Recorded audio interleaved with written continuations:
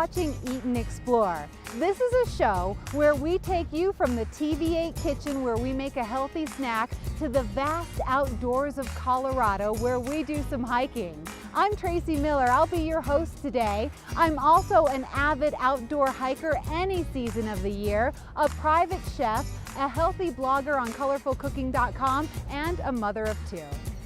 Today, we are going to explore the trail system that started my love affair with snowshoeing. It is McCoy Park. It sits at 9,840 feet above sea level and at the top of Beaver Creek Mountain. It's easy to access. It's got a bunch of groomed trails, great for families that are hiking, for beginner snowshoers, or for the advanced snowshoer that wants to run. You can also cross country or telemark ski up here at McCoy Park. We're going to start in the TV8 kitchen, where the whole studio is going to permeate with the aroma of bacon. And we're also going to uncover how much bacon we can really eat. I'm going to make a stuffed pita with bacon, bananas, and nut butter. I'm also going to make a second pita that is a fig olive tapenade. Both sandwiches are full of potassium, and potassium is an electrolyte that you want for a good, healthy heart. Once our pitas are packed, Ann and I will head up to Beaver Creek. We'll explore the Beaver Creek Nordic Center where you can rent all the equipment that you need to have a great day at McCoy Park. Then we will show you how to get to McCoy Park via 2 different lifts. It's pretty easy and it's definitely worth it.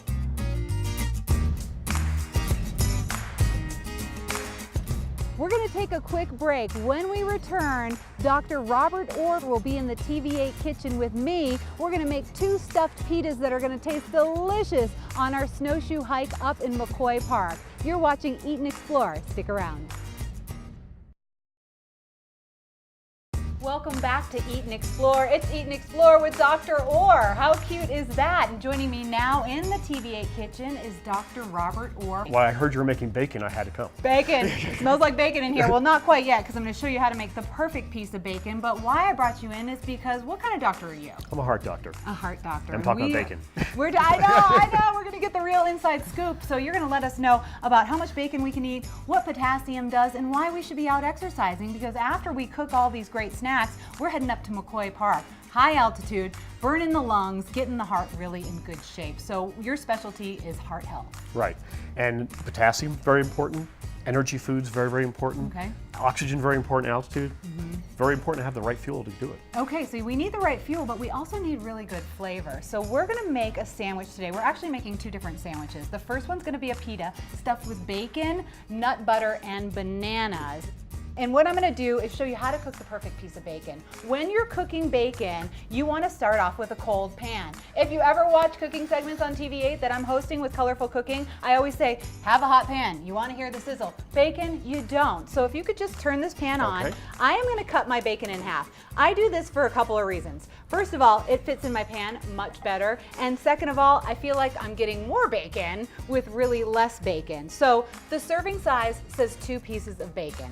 When we get older, everybody says, I gotta stop eating bacon. What's the deal with bacon, Dr. Orr? The biggest worry about bacon is really the salt or sodium. Okay. So if we have a patient that has high blood pressure or problems with heart failure, the sodium can be very, very dangerous. And that's the thing you have to watch out for. Okay, and we started this off on a low temperature, so you can turn it up just a tiny bit. And would you hand me that little skimmer right over there? One of the greatest inventions in the world, right there. Is this not the best thing? I know you love to cook, yes. So this is one of your favorite go-to tools. Absolutely. Okay, so a little bit of bacon goes a long way. When you're cooking, do you cook with bacon?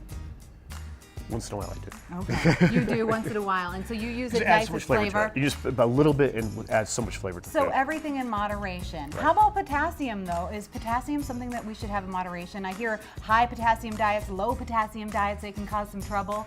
What's the deal with potassium? Potassium can make the difference between life and death. Oh really? Yes. Life and death. Life and death. That is kind of a huge statement, and now potassium is packed in a lot of different fruits and vegetables, and I'm doing this sandwich today with bananas. Is that a high potassium food? Yes. Okay. Potassium, bananas are very high in potassium. Most dried fruits are very high potassium. Okay, well the next one that we're going to do is a tapenade, and first of all, what we do with this tapenade is we use figs and raisins, golden and brown raisins, and they're both really high in potassium. So I am going to reconstitute these raisins, which just means you put the dried fruit into really hot water and it brings their plumpness back. We're gonna drain these and get ready to cook the tapenade. Potassium, it could mean the difference between life and death. What does that mean? Stick around. You're watching Eat and Explore, and we'll be right back.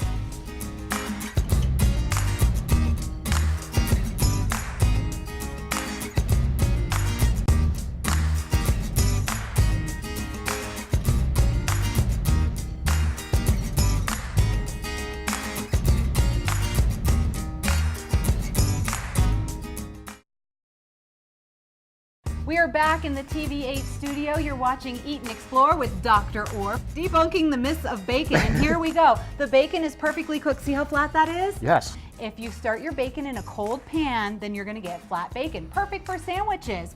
Would you mind draining that onto the paper towels Because for we me? still have the fat in the pan. Look I have at to get all rid the of fat that. in So. there. Oh, let's hide that. We don't want to see any of that. Okay, so this sandwich is gonna be the Elvis. We're gonna serve it with some almond nut butter and some bananas. But what I'm gonna do is just pack these in my pack right now and assemble them up on the picnic table at McCoy Park, because I don't want those bananas to get all brown and gross. And look at how convenient this is to pack away. So we're gonna have bacon, bananas, almond butter, and some pita bread, and we'll just pack that up when we get up there. But anybody that says, I'm not gonna be eating that bacon, Tracy, I want something more healthy, I have a fig and olive tapenade. It is so easy to make and it's so high in potassium. And the reason I brought you in here is because I need to know why potassium is so important, especially for people that are exercising a lot. So why is it? Basically, everything the body does is based on sodium and potassium. Okay. And as I said before we went to the break, potassium can make you live or die. A very low potassium can kill you, a very high potassium can kill you. But a lot of times what people have when they get cramps in their legs and whatnot when they're exercising is a low potassium, because you can lose potassium naturally just by perspiration, by heat, by doing exercise. Just by living, you lose potassium. By living, right. What is a good amount of potassium to get into your daily diet? You know, it's interesting. Back in the 1950s and 60s, before the fast food industry really took off, people consumed much higher levels of potassium than sodium. Okay. And things flipped around. I know, you love sodium. I love sodium. I love salty things. But things flipped around. Right. And what happened now, people consume much more sodium than potassium. And what's happened is that there's been increased risk in heart disease, high blood pressure because of that. Okay. So the body has to have that, remember chemistry class, has to have that little positive ion, and it's potassium or sodium. So when the sodium levels go up, potassium levels go down and vice versa. Is there anything that water can do for your whole body during this potassium process? Well, it's very important to keep hydrated. Right, And especially hiking. Exactly, Yeah. especially hiking, especially here because we're at a high altitude. Yeah. It's very dry here. We tend to lose a lot of moisture that way. And when we do that, the body is trying to maintain a status quo, and sometimes it'll excrete potassium. So we have to keep very high fluid levels. Okay, high fluid levels, good potassium. Today, this dish is full of potassium. First of all, I have dried figs. I just cut off the stems on the top. These are great too, because they're kind of gooey and chewy, so they're gonna be a real good base for when we put them in the pita. So figs and raisins are both high in potassium, correct? As are most dried fruits, but raisins Okay. are very, very high. 1 ounce of raisins has over 500 milligrams of potassium in it. And we're gonna use the golden and the brown raisins, and what I did is I reconstituted them so they're kind of juicy now, so we got a little more water in there, right? That's good. That's good. And so we're gonna put those in my food processor along with the figs, and I'm just gonna start grinding them. What other foods can we find a good amount of potassium in? Most dried fruits have a high potassium. Raisins have about 500 milligrams of potassium in an ounce. Potatoes are very high in potassium. Oh, good. Just russets? Well, potatoes, if you eat the skin is where the potassium is located, so it's very important to eat the skin. Orange juice, most fruit juices, but orange juice is the highest. Orange juice is high in potassium? Yeah. Okay, I'm glad that you said that because I'm not a big fan of orange juice. I'm a fan of an orange itself, and I always thought that you get more nutrients from the actual fruit versus the juice. You do. You get more from the pulp. Okay. But just the juice alone, I forget how much it is, but there's a lot of potassium in just a glass of orange juice. If I did pulp free, is there still a lot of potassium? Yes. Oh, it's in yay! the juice. It's in the All juice. right. Okay, so we're going to add a little bit of olive oil to this, and olive oil is heart healthy, correct? Absolutely. One of the best Last time we spoke, you told me that canola oil is one of the healthiest oils to cook with. We talked about the highest in polyunsaturated fats and then the ones that as you go down. Olive oil has always been considered a neutral oil. But if you look at various parts of the world where they eat a high amount of olive oil, incidence of heart disease is very low. Yeah, in the Mediterranean. Mediterranean is a classic example. Exactly. Okay, so I added a splash of red wine vinegar and about 2 tablespoons of olive oil just to give it some nice juice. And then I got to add some salt later though, some Kalamata olives. They're the Mediterranean diet. Absolutely. Is that going to work for us? Biblical diet, yes. Yes, it's going to work. So it's going to work. So it's going to add a sweet and a salty to our tapenade. Sweet and savory. I've always. Yes, exactly. Right. Now let's talk about getting to high altitude up at McCoy Park, trying to run or exercise. What happens to my lungs? They feel like they're going to bleed. They are. Really? Well, when we go higher up, there's lower amounts of oxygen. And the body has a tough time handling the oxygen at higher levels, higher altitudes. So right now here, we're sitting at the studio around 7,500 feet, 7,800 feet. Your and my oxygen saturation is probably about 95%. Feeling like I can, yeah. Yeah, feel good, right? Yeah, I do. You go up 11,000 feet, we're probably down around 91, 92%. You need to be 90% or better. So the body responds to that by breathing heavier, okay? You're working harder, you're trying to get more oxygen in. When you do that, you're blowing off more fluid, and therefore you get more dehydrated. That's why it's very important we drink a lot on our hike. Right now, what I did is I put a little flat leaf parsley into the tapenade, and then I sprinkled it with a good amount of salt and pepper. And now we're gonna add just a little bit of fat with the feta cheese, give it a nice flavor. If you're making this and you're gonna put it in a Tupperware and assemble when you get up to the mountain, wait on the feta cheese and then just put it in here, and then you can put your pita right on. You wait so it doesn't get soggy? So it doesn't get soggy, and it really gets discolored as well. You know, you eat with your eyes, right? Totally. So sometimes that color kind of gets a little funky, but this tapenade actually will last a few days in the refrigerator, and there's a couple other ways you could eat it. It's really good with pork or chicken, or you can put it on a sandwich, a turkey sandwich as a spread, and it just gives it a real nice sweet flavor. And I've got lunch for you right here, so I hope that you're gonna enjoy this. Basically, potassium is life or death. You better get some good potassium if you're heading up to the high altitude or anywhere to do any exercise, but you really need it in your daily life. And there's lots of foods that you can naturally get potassium with. So, Dr. Orr, thank you so much for coming in today. We're gonna head up to the hill and we are gonna do some exercising at McCoy Park. We're gonna bring these great snacks, so you should stick around. You're watching Eat and Explore.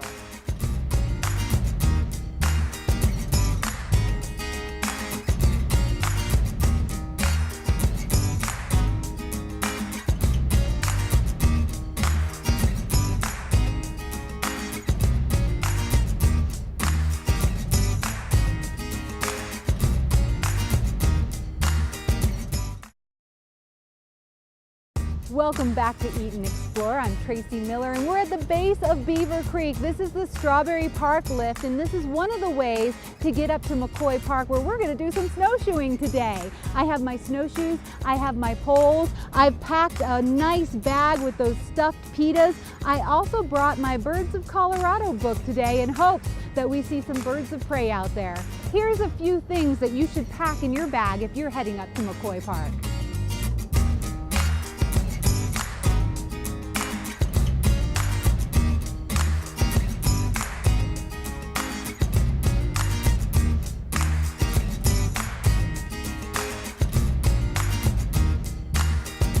All that and my Birds of Colorado book packed away in my backpack. I'm gonna wear my puffy jacket as an outer layer because sometimes when you head up the chairlift in your workout clothes, it gets a little chilly, and on the way down it does as well. At McCoy Park, they have a warming hut where you can stash some of your clothes if you don't want to wear them.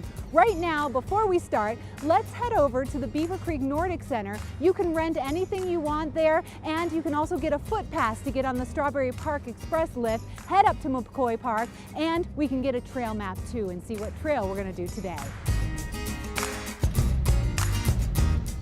The Beaver Creek Nordic Sports Center has maps for McCoy Park. They also rent telemark skis, cross-country skis, and snowshoes for all ages and abilities. So your first stop should be the Beaver Creek Nordic Center, which is located right here at the base of Strawberry Park. But now it's time to go up the lift and get to McCoy Park.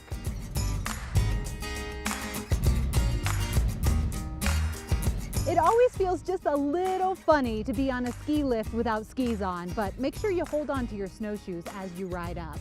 We are on the Strawberry Park Express lift, which is one of the ways to get up to McCoy Park. Strawberry Park Express lift starts at the base of Beaver Creek. You just take the lift right up to the park. But if you're at the landing, you can take the lower Beaver Creek Mountain Express lift, which is number 15, all the way to number 18, which is the upper Beaver Creek Mountain Express lift, and that'll take you right to McCoy Park, where there are miles and miles of groomed snowshoeing trails.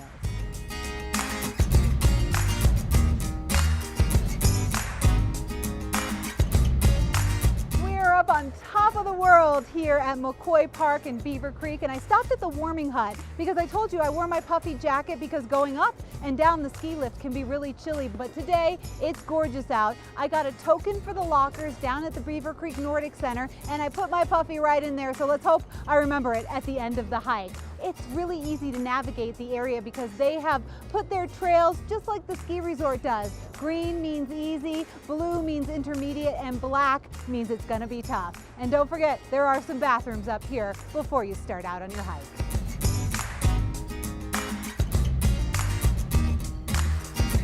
The first thing that you have to do when you're looking at snowshoes is make sure they have a right and a left. Usually they do, and sometimes it's a little tricky to find out where they name the right and the left. I already know that. This is my right snowshoe. I'm just gonna squeeze my boot right on in here until it feels about comfortable and my toe sticks out just a little bit. And then I've got a nice closing system where I just pull it closed and then tie it right here, right around that loop so that this strap does not flap while I'm out there hiking and snowshoeing. And then we have a strap that goes all the way around the back, and it's gonna clip in right here. These are really easy. If you're snowshoeing for the first time and you're confused, definitely ask the folks at the Beaver Creek Nordic Center how to put snowshoes on. All right, now that I have my snowshoes secured onto my feet, I'm gonna go grab my backpack, and it's time to start our hike.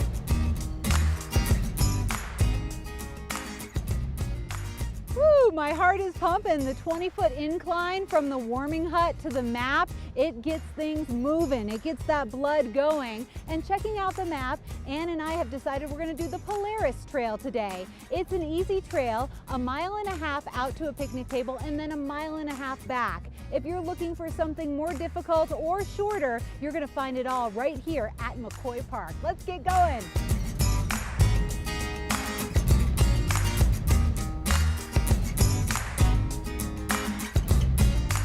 Starting to burn a lot of calories, and that's what you do when you're snowshoeing. It is gorgeous and pristine up here at McCoy Park. All I can hear is birds chirping and my heavy breath. I'm starting to warm up quite a bit, and it is essential to dress in layers when you're snowshoeing. Right now though, I'm going down a few layers.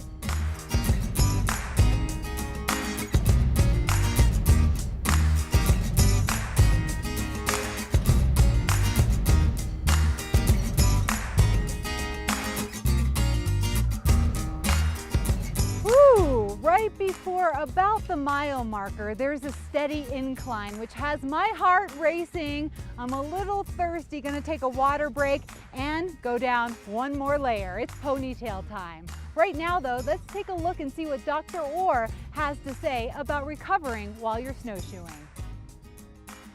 Snowshoeing is a very stressful exercise. In 1 hour, you can burn 1,000 calories. So after you finish exercising something like snowshoeing, it's important to take it easy. Your lungs are burning. Relax, take deep breaths, and listen to your body. Using poles when you're snowshoeing can be really good, especially if you're a beginner, because it helps with your balance. I like to use them when I'm out for a nice stroll just to get a good workout in my shoulders and my biceps. So when you're using the poles, use them for balance and use them to help you push up the hill a little bit. And up over this hill, I see the picnic table. It's snack time. Well, we've made it up to the warming yurt on the Polaris hike.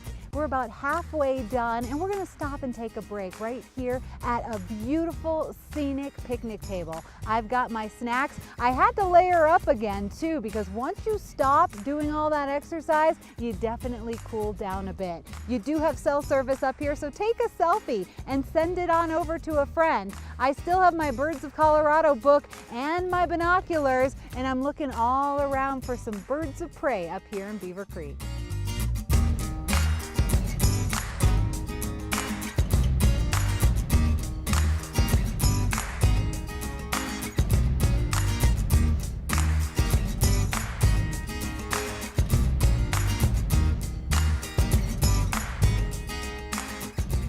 I haven't seen any birds yet, but I'm gonna stop and take a break because my stomach is grumbling from all this high calorie burning activity. I have my 2 pitas. The Elvis is the first one I'm going to stuff. I've got some banana in there, which is full of potassium, and I'm gonna use one of these nice little packets of almond butter. This is so easy to transport. And don't forget, when you are packing things in your bag, especially sandwiches, you wanna pack them on the top or in the front of your backpack because you don't want them to get too smushed. So I have bananas, almond butter, and of course, 2 pieces a day, some crunchy bacon in there for my Elvis sandwich, which is gonna be filled with protein and also potassium. It looks so good.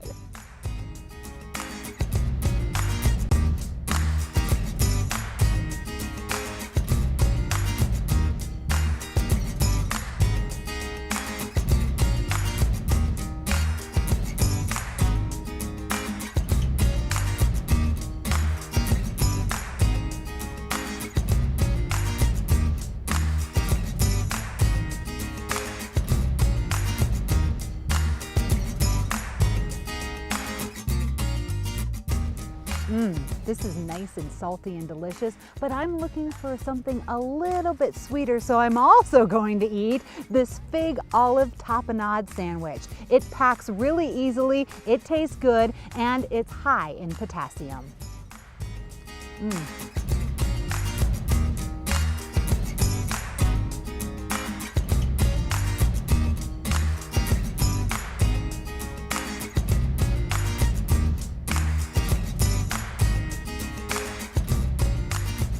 Well, we've had lunch, we packed it up, and now it's time to head back down the trail. Grab your poles. When you're heading downhill, poles can really help with resistance. It can be a little achy on the knees going downhill, so make sure you balance yourself with the poles, take it slow, and bend those knees so they don't hurt that much later.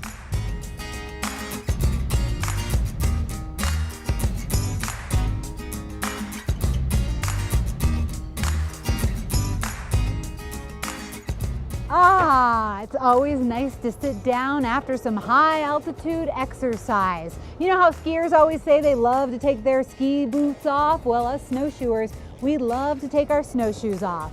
Got a good workout today? My muscles are a little bit sore. How do we relax them? Let's go to the expert, Dr. Orr. After a hike or physical activity, I think it's important to get into a hot bath or hot tub, allow the muscles to relax. Also, stretching is very, very important.